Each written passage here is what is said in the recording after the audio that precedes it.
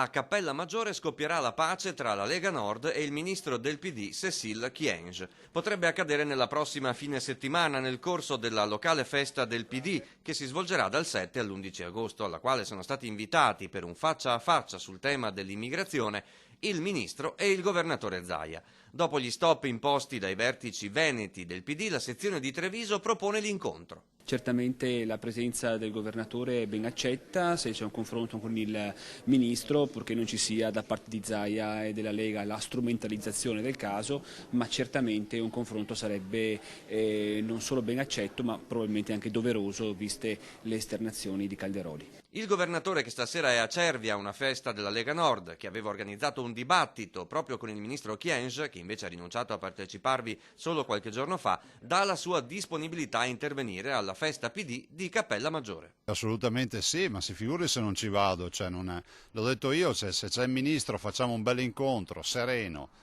tranquillo, democratico, porto la linea mia, personale, che è quella anche nella quale si riconosce il mio movimento, e ovviamente ci sarà la controparte del ministro che porterà le sue idee. Mi sembra una cosa che va al di là dei partiti, al di là delle segreterie, è una cosa di civiltà, magari avendo un bel po' di cittadini che ascoltano e valutano, giudicano in base alle tesi che si espongono. Zaia vuole dimostrare al ministro che il Veneto è una regione modello per l'integrazione. Saltata l'ipotesi Cervia, sperava di dirglielo alla festa PD a Quinzano di Verona domenica sera, ma la segretaria veneta dei Democratici Filippin ha deciso di no. Troppo presto perché avvenga, ancora troppo forti le polemiche in casa Lega. Se poi qualcuno dice che i tempi non sono maturi, ne prendo atto, io sono sempre a disposizione. Vorrei parlare di problemi e non di cose che non c'entrano nulla con integrazione e immigrazione.